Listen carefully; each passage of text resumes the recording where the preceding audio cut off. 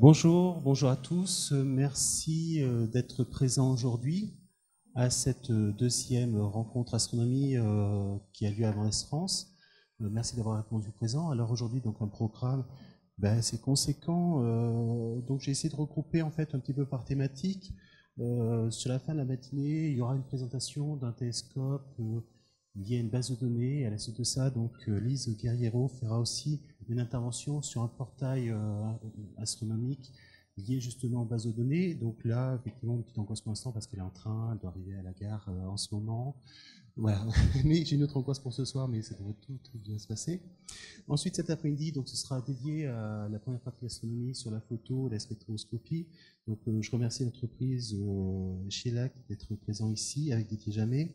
Et ensuite, on aura donc un exposé sur l'histoire de la photographie et comment faire de l'astrophotographie par d'une part Xavier de Brest et ensuite Rémi Boucher, qui arrivera aussi en début d'après-midi. À 16h, Abdeljebar Benzougar vous présentera un projet de la création d'une exposition sur la prochaine éclipse de lune qui aura lieu le 27 juillet prochain. Donc dans l'idée de cette exposition, enfin, vous le présentera, mais c'est de faire des duplications pour que chacun ait cet exemplaire-là gratuitement. Ah ben oui. Ensuite, par Skype, Asma Stellhauser nous fera un exposé sur le projet Vigiciel, donc on en parlera tout à l'heure. Ensuite, à 17h30, je vous ferai un exposé sur Mars, mais plutôt d'un aspect mécanique, c'est-à-dire que pourquoi cette année on va parler de Mars, plus courte distance, mais pourquoi c'est cette année, voilà, ce qu'on essaiera de voir. Donc on parlera un petit peu de mécanique, mais de façon très simple, avec des ellipses, avec des oppositions, on parlera de quadrature, on parlera de distance, voilà. Mais je ne vais pas vous faire peur déjà, parce que normalement ça passera bien. Et puis, quelque chose auquel je tenais à 17h30, eh bien, c'est un projet de collège. Pourquoi je tenais à ça? Parce que, effectivement, l'astronomie, eh bien, il y a beaucoup d'adultes dans la salle, mais l'astronomie, c'est aussi pour les jeunes. Et qu'il y ait comme ça des actions dans des établissements scolaires de façon à initier les jeunes à l'astronomie, je trouve ça très très bien. Et donc, c'est pour ça que je tenais à ce qu'ils fassent leur exposer, leur témoignage de ce projet-là qu'ils ont eu sur l'année, sur la mesure des distances. Hein. Et voilà, donc ce sera pour la fin de la journée. Entre-temps, on aura certainement des petits trous qui permettront de présenter des choses. Parce que tout n'a pas pu loger, mais il y a un projet de formation en fait, avec l'Observatoire de Paris. Et Jean-Louis Carlot, il y a, qu'est-ce qu'il y a d'autre? Je ne sais plus. Mais voilà, il y a il y a une expo que vous avez aperçue en rentrant qui s'appelle Le ciel et nous. Donc c'est une exposition qui a été réalisée donc, en partenariat entre l'Espace Mons France, Astronomie Nova et l'Ami du Pain des Moulins d'aujourd'hui d'antan. Donc c'était aussi pour présenter donc, une collaboration comme ça qui peut être faite entre donc, les clubs entre eux ou les clubs et Mons France. Voilà. Toute la journée aussi, il y a le stand de la librairie La Bruyère Vagabonde qui présente donc des ouvrages. Vous l'avez vu là, dans le hall avant l'entrée. Hein. Donc n'hésitez pas à aller voir s'il y a des livres qui vous intéressent. Hein. Voilà. Et donc ce soir, Laurent Vricroux, qui est donc directeur de recherche, qui viendra nous parler des instruments d'astronomie d'aujourd'hui, ceux qui sont placés dans les sondes spatiales, qui doit arriver normalement pour le déjeuner, mais vu les grèves de train, eh bien, il vient en voiture, donc voilà, il a prévu initialement de venir dès 10h, mais il prend la voiture ce matin, et il avait impérativement un rendez-vous demain, donc il a aussi repartira ce soir. Voilà. Et maintenant effectivement, on parle souvent d'astronomie. En faisant de l'astronomie, on a souvent la tête vers le ciel, mais l'astronomie, c'est aussi quelque chose de très terre à terre et qui peut rejoindre aussi l'économie locale. Et vous avez certainement entendu parler d'un très grand projet européen qui est la construction d'un très grand télescope de 40 mètres de diamètre qui sera installé au Chili. Et les miroirs de ce télescope-là eh bien, seront façonnés, je ne sais pas si le terme est exact, mais voilà, seront polis ici à Poitiers, à Saint-Benoît. Et pour parler de ce projet-là, eh bien, je vais inviter maintenant, et je vous remercie encore d'avoir accepté l'invitation, Frédéric Boilet, qui est le responsable en fait de l'unité de fabrication de ces miroirs de l'entreprise Safran. Merci.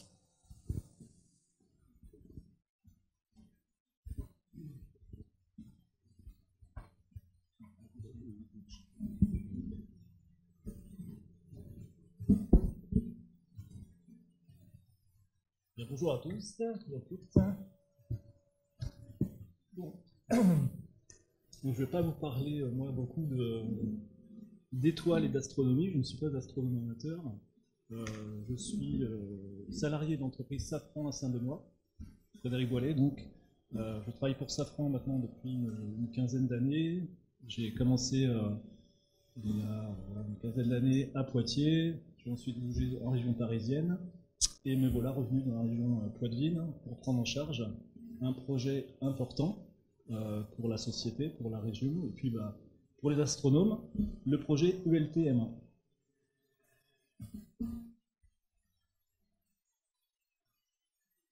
Voilà. Donc c'est un projet, enfin c'est un contrat que Safran a remporté il y a à peu près un an, via une filiale de Safran Électronique et Défense, qui se situe en région parisienne et qui est leader dans la définition et la fabrication d'optiques de très haute précision. Donc, je vous propose de démarrer par une petite vidéo qui va vous montrer un petit peu à quoi ressemblera ce télescope, dont la construction a démarré et dont la première lumière est prévue en 2024.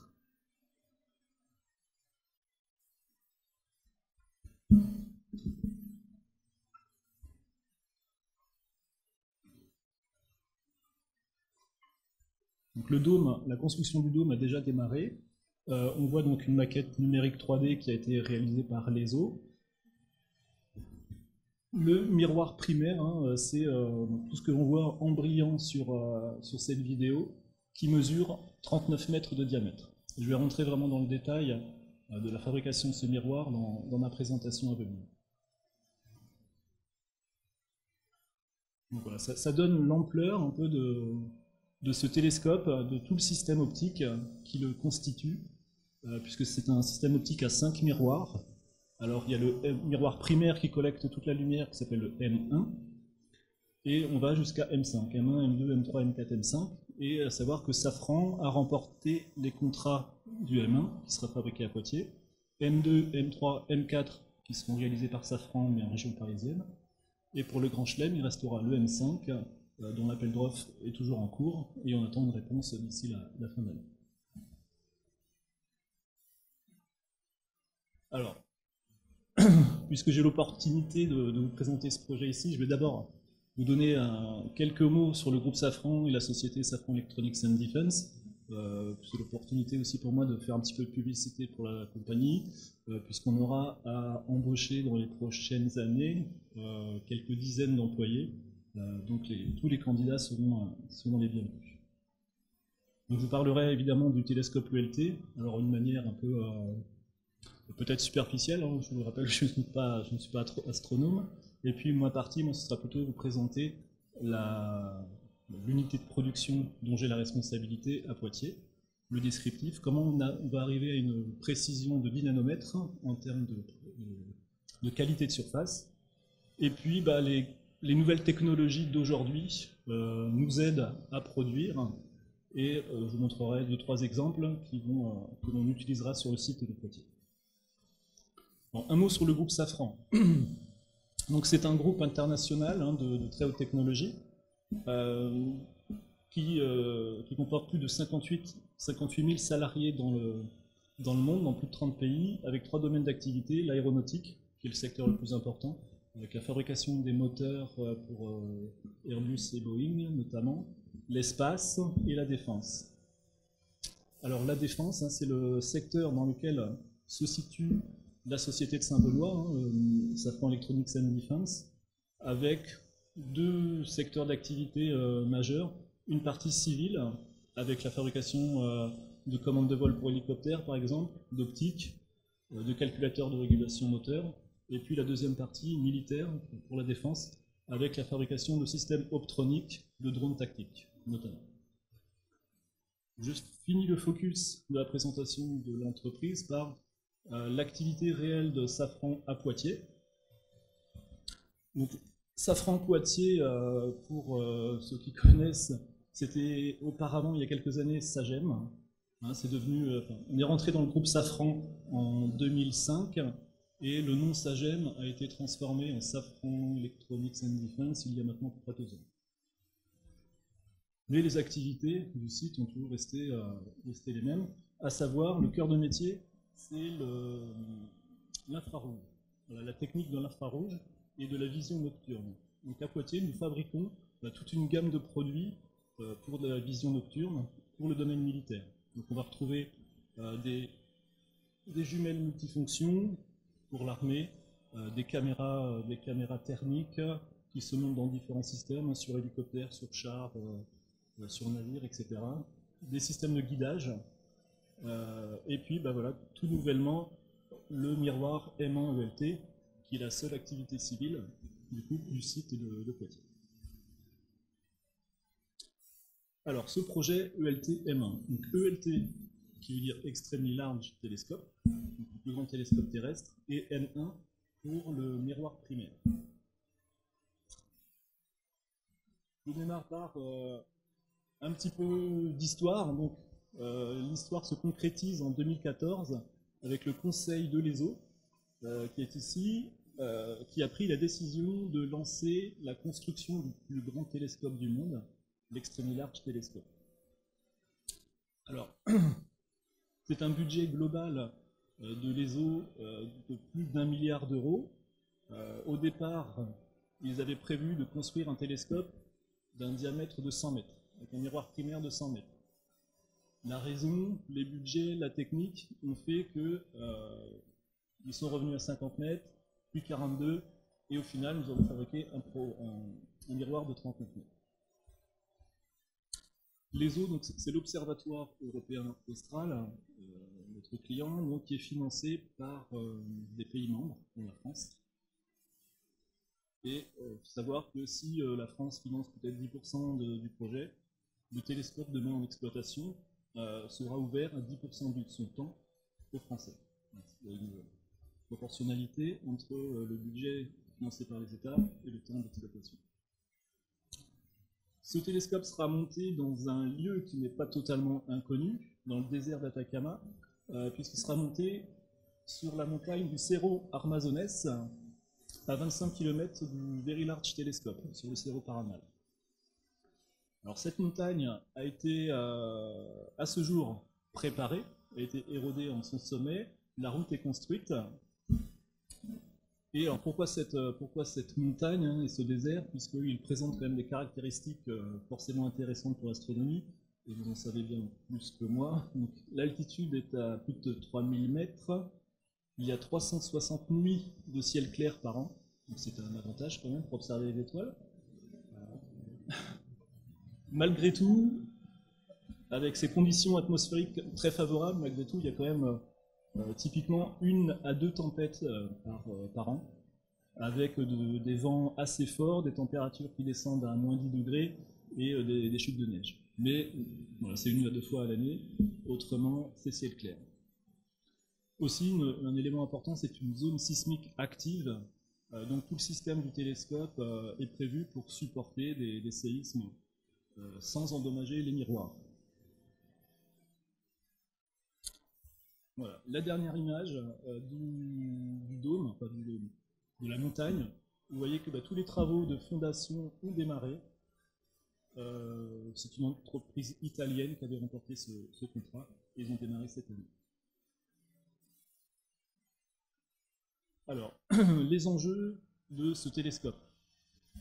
De par la taille de son miroir primaire, de 39 mètres, qui est la plus grande surface optique jamais produite, ce télescope permettra de collecter plus de lumière que tous les télescopes terrestres réunis. En fait, il permettra de multiplier la taille de l'univers observable par 5, puisqu'il récoltera 25 fois plus de lumière, notamment que le VLT. Alors ces enjeux scientifiques, quelques verbatims qui m'ont été donnés, mais peut-être que vous en savez davantage. Donc, dans un rayon de plus de 25 années-lumière autour de la Terre, l'ELT sera capable de voir des exoplanètes rocheuses de la taille de la Terre et situées dans une zone d'habitabilité. L'objectif étant à terme, et c'est un objectif totalement avoué et assumé par l'ESO, c'est de découvrir alors ce qu'ils appellent le spectre de la chlorophylle, et à travers ça, de détecter s'il y a de la vie ou pas sur ces exoplanètes. Alors après, les enjeux également de ce télescope, hein, c'est d'analyser, plus on regarde loin, effectivement, plus on regarde loin dans le temps, donc d'analyser la formation des étoiles tout au long de l'histoire de l'univers, de mieux comprendre les trous noirs, et puis la nature de l'énergie noire ou de la matière noire.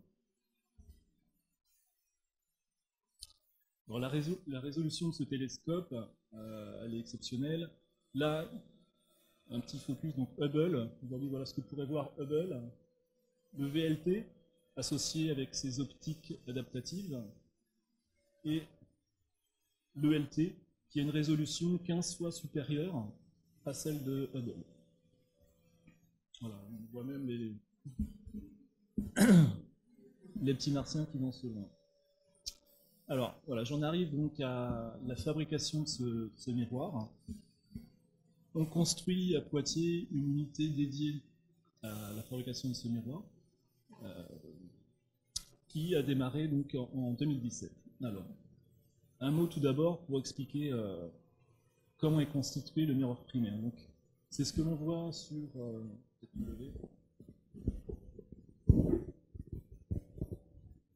Donc, c'est ce que l'on voit sur cette image. Donc, ce miroir primaire là fait 39 mètres de diamètre et il est constitué de 798 segments hexagonaux d'1,40 m pointe à pointe.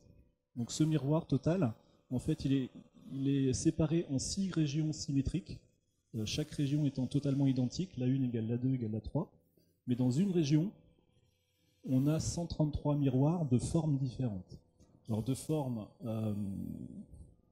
les 6 coins sont différents, sont taillés de manière différente, mais également la surface optique est polie de manière différente. Voilà. Ce miroir, notre job, ce ne sera pas seulement de polir la face optique, mais également d'intégrer sur sa face arrière tout le système mécanique qui fera l'interface entre le télescope et le miroir. Et on a ici une photo. En fait, c'est un prototype qui a été réalisé par Safran Reos il y a quelques années pour valider le concept.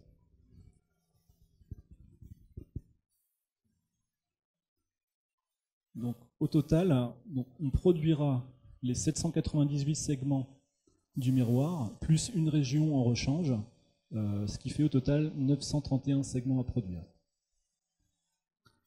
Il faut savoir qu'en exploitation, quand le télescope sera en service, l'ESO prendra un segment par jour sur le miroir, le remplacera par son rechange, et celui qui est enlevé, ils vont le décaper et refaire toute la surface réfléchissante.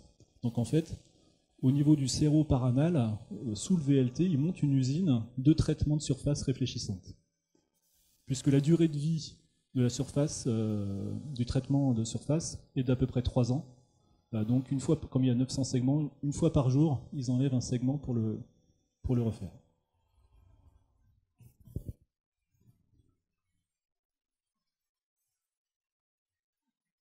Alors, pour fabriquer ces 931 miroirs, on recevra de Schott, donc une entreprise allemande, ce qu'on appelle les brutes, les blancs. Donc, ce sont des segments d'1,50 m faits d'une vitrocéramique. C'est une vitrocéramique de même type que ce qu'on peut voir dans la cuisine, sur les plaques. Donc, c'est une matière extrêmement dense qui permet de polir d'une manière extrêmement précise. Et la deuxième caractéristique importante, c'est que cette vitrocéramique a un coefficient de dilatation nul en température, ce qui permet après, en exploitation dans le désert, de ne pas avoir de dilatation, de variation de forme en fonction de la température. On recevra également de la part de VDL, une entreprise hollandaise, toute la partie mécanique. De notre côté, Safran, on approvisionnera aussi toutes les interfaces mécaniques. Ce sont des petits patins d'une matière en invar, qui a également la propriété d'avoir le même coefficient de dilatation que la vitrocéramique, qu'on viendra coller sous le miroir pour interfacer avec la mécanique. Donc Poitiers, je vais y revenir, mais Notre job, c'est de polir, de découper et d'intégrer ce miroir pour livrer au final les 931. Alors, cette présentation-là vous montre à travers ce graphique comment on va obtenir au final la précision attendue de 10 nanomètres. On part d'un segment brut de 100 000 nanomètres, donc c'est-à-dire 0,1 mm de précision entre le point le plus haut sur le miroir et le point le plus bas. Alors, 10 nanomètres, pour ceux qui ne sont pas habitués aux dimensions, c'est 10 millionièmes de millimètre. Et il faut imaginer que si ce segment-là, qui est hexagonal, faisait la taille de la France, c'est 10-9 mètres.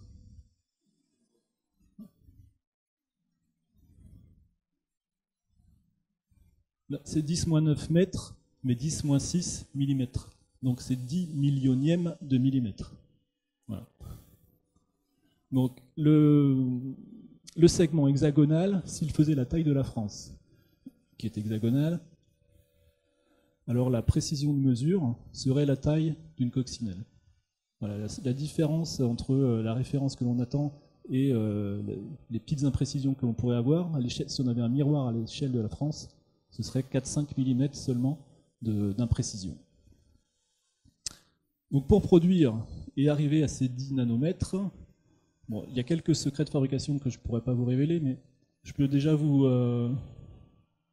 donner quelques éléments. Donc les premières parties, c'est de converger déjà vers à peu près 1 micron, avec des étapes qui enlèvent beaucoup de matière. On enlève 200 microns sur la surface du miroir pour enlever en fait les défauts de sous-surface qui seraient générés par les meules de fabrication de la vitrocéramique.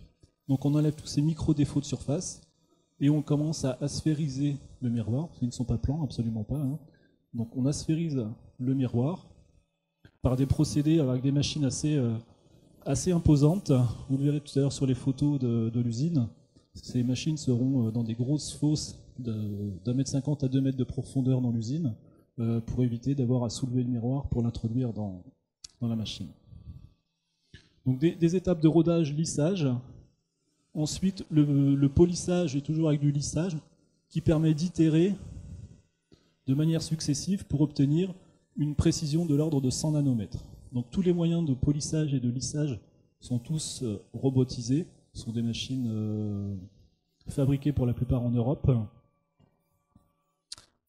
et tout automatisé et robotisé. Ensuite, la découpe. Donc avec une meule diamantée, on vient découper le miroir à sa forme hexagonale, et là en fait on remonte, puisqu'on crée des effets de bord tout autour de la découpe. Et les effets de bord, donc on remonte un petit peu en imprécision, et puis ensuite on rentre dans la salle blanche de l'usine, donc une atmosphère totalement contrôlée en empoussièrement, en température, hygrométrie. Et puis encore une fois on vient itérer entre l'enlèvement de matière par usinage ionique et puis le contrôle interférométrique qui nous donne la précision de polissage, qui mesure en fait l'altimétrie de pixels d'environ 2 mm par 2 mm. Pour chaque pixel, on a l'altimétrie. Donc cette technique d'usinage ionique, en fait, on rentre le segment, le miroir dans une chambre sous vide et on vient éjecter des ions. Il y a un canon à ions qui vient pulvériser le miroir par-dessous. Et les ions ont cette propriété de casser les molécules de verre. Et donc, on enlève molécule après molécule. C'est un système assez long, mais qui est extrêmement fiable et précis, qui permet d'obtenir la précision de 10 nanomètres. Quelques chiffres. Donc, pour fabriquer un miroir, donc de 0,1 mm à 10 nanomètres, c'est environ 500 heures de fabrication. C'est le cumul du fonctionnement de l'ensemble des machines qui fabriquent. Un cycle de production de 72 jours, vous allez dire comment on sait ça, mais parce qu'on l'a simulé sur des outils numériques. On essaiera de faire mieux pour éviter d'avoir trop d'encours. C'est plus de 60 étapes de production, une étape étant à chaque fois un changement de machine du miroir. 60 fois dans ces 72 jours et ces 500 heures, on vient changer le miroir de machine. On utilise une quarantaine de machines, dont 20 types différentes. Et puis voilà, un chiffre, on enlève sur un miroir en 500 heures, on enlève seulement 8 centilitres de matière. Donc au final, on a 5 ans de production, 1000 miroirs à faire, et l'objet étant de remplir un sac de 80 litres. Tout ça pour ça. Voilà. Et puis l'enjeu aussi, hein, c'est que fabriquer un miroir de cette précision-là, ça demande du temps, beaucoup d'efforts, mais malgré tout, nous sommes des industriels et on devra produire à terme un segment par jour à partir de 2020.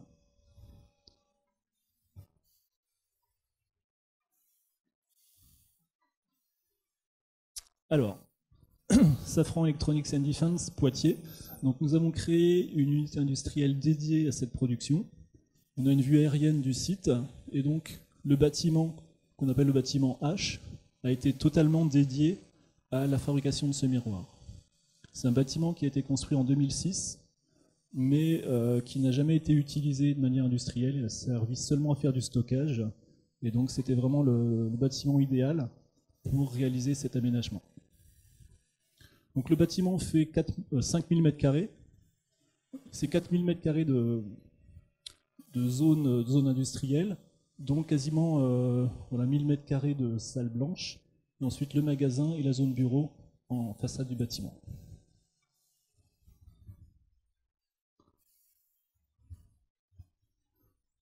Voilà, quelques images. Bon, ce bâtiment, c'est peut-être passé déjà devant à Saint-Benoît. C'est ici qu'on va le produire. Une image qui a été prise avec le client il y a quelques temps, elle est un petit peu floue. J'en ai quelques autres par la suite. Mais bon, je vais vous donner quand même quelques dates. On a commencé le projet à Poitiers en septembre 2017. On est aujourd'hui, juin 2018, toujours en cours d'aménagement de ce bâtiment. Donc les travaux sont vraiment en cours. On a contracté avec une entreprise de la région pour aménager. On rentre dans le bâtiment cette année en novembre. À partir de cette date, on va rentrer toutes les machines, donc faire toute l'installation, le câblage, la validation, tester les procédés. Et un an plus tard, en septembre 2019, on commence la production. On a une petite année pour produire les 18 premiers, donc 18 en un an. Et ensuite, c'est un par jour à partir de 2021. Donc pendant cette étape, pendant cette période, on aura toute une phase de ramp-up pour qualifier les machines et s'assurer qu'elles assurent la cadence attendue.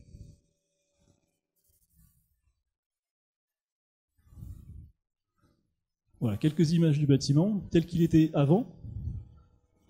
Donc c'est une surface de 4000 m² d'atelier, 80 mètres par 50 mètres. Avec une galerie technique que l'on voit donc en R+1 ici, qui permet de recevoir toutes les centrales de traitement d'air pour assurer la précision de régulation température, propreté, hygrométrie. Donc avant, aujourd'hui, ce sont des photos qui datent de jeudi dernier. Donc on est en plein travaux. Je ne peux pas vous montrer exactement tous les plans d'installation, il y a quand même de la confidentialité. Malgré tout, vous voyez, on a quand même produit les 4 premiers segments. Économie au plafond. Voilà, c'est la seule petite originalité qu'on s'est permis sur ce projet. Voilà, ce sera la zone d'accueil avec ces 4 premiers segments au plafond. Bon, sinon, je vous parlais tout à l'heure, effectivement, on a réalisé des fosses qui sont assez impressionnantes, qui permettront de rentrer des machines. On est dans des espaces qui font à peu près 4,50 m de hauteur, totalement propres, régulés.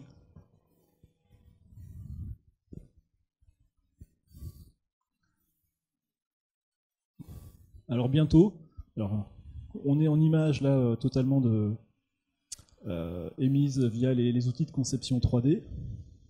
Bon, quelques images, donc la partie magasin. où on viendra stocker tous les éléments.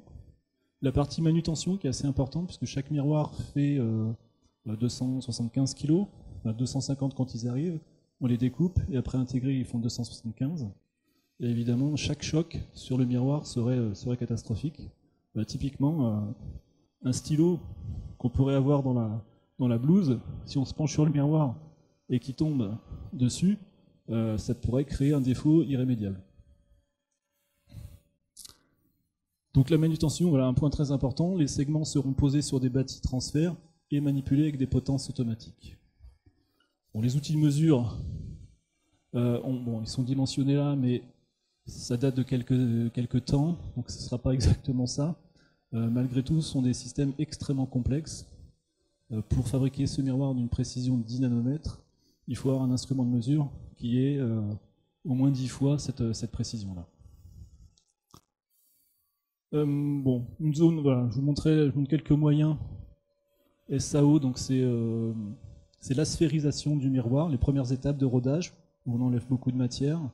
Le polissage avec des moyens totalement robotisés, automatiques. Ce sont d'ailleurs des robots avec les outils de polissage en outils au bout. Et puis la zone salle blanche, dans laquelle on fera l'intégration, et usion, qui veut dire usinage ionique, c'est la contraction.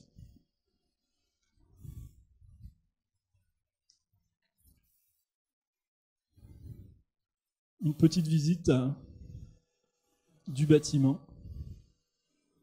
Donc cette vidéo a été réalisée par notre prestataire, Artelia, qui est sur Bordeaux, qui nous réalise toute la conception et réalisation. Donc là, nous sommes dans le magasin, et on rentre dans l'atelier, avec un couloir central, et les ateliers qui sont répartis de part et d'autre. Donc à terme, cette usine emploiera entre 45 et 50 personnes. À ce jour, on est 4. Donc, alors 4 sur Poitiers, mais il y a toute une équipe, une vingtaine, trentaine de personnes sur la région parisienne, à Riosque, qui travaille sur le projet. Mais à Poitiers, donc, on est déjà l'équipe d'ingénierie en place, et à partir de l'année prochaine, on commencera à employer donc, les techniciens qui auront en charge donc, le pilotage de chacune des machines. À savoir qu'à terme, cette usine fonctionnera en 2020 en 3/8, donc 24 heures sur 24, 5 jours sur 7, et potentiellement les week-ends, si des fois on avait à rattraper quelques petits retards. Mais ce n'est ce que nous ne prévoit pas, évidemment.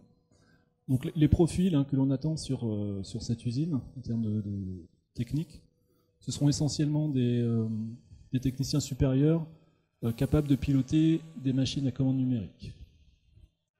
D'une part, pour toutes les machines de polissage, et d'autre part, des techniciens supérieurs en métrologie optique pour piloter tous les instruments de mesure. Donc là, nous rentrons en salle blanche pour la partie intégration qui sera réalisée sur ces bâtis. Et ce qu'on voit derrière, c'est l'entrée des machines usinage ionique sous des sas, des plafonds soufflants qui permettent vraiment de limiter au maximum la poussière. Donc il y a des plafonds qui vont venir souffler un air extrêmement pur qui limiteront l'empoussièrement de cette zone, puisque quand on rentre le miroir dans l'usinage ionique, si on a la moindre poussière sur le miroir, ça va venir faire de l'ombre au canon à ion, et on viendra donc graver la poussière sur le miroir. Donc évidemment, c'est une étape extrêmement importante pour éviter tout défaut de polissage. Alors un petit mot sur les nouvelles technologies. Alors on utilise, il y a 6 points que j'ai cités là. On utilise la réalité virtuelle, donc avec des modèles numériques en 3 dimensions. Via un écran, comme ça on projette quelques images de nos outils. Et avec des lunettes et un joystick, on vient simuler le fonctionnement des machines et les déplacements des miroirs. Alors l'enjeu l'intérêt de cette techno, c'est de valider l'ergonomie de certains postes et d'améliorer la sécurité des employés. Ensuite, il y a tout un système informatique que l'on prévoit Alors, ce sera certainement quelque chose d'assez compliqué, enfin, c'est très compliqué à mettre en œuvre, mais l'idée c'est d'avoir une gestion sans papier dans l'atelier, parce que le papier génère de la poussière et pourrait potentiellement générer des défauts de polissage. Donc pas de papier, assurer des cadences machines importantes, donc des taux de rendement importants. On souhaiterait avoir en temps réel le monitoring des rendements. On simule également tout le flux virtuellement sur ordinateur. On a des maquettes numériques du bâtiment pour faire des visites virtuelles potentiellement. Et puis pour finir, donc la réalité augmentée, donc via l'utilisation de caméras qui filment le miroir, et on vient ajouter à cette image typiquement des instructions de montage pour éviter tout risque d'erreur. Et chaque miroir sera identifié par des puces, on appelle des puces RFID, donc sans contact, avec émission de radiofréquences vers des instruments d'identification tels que les machines.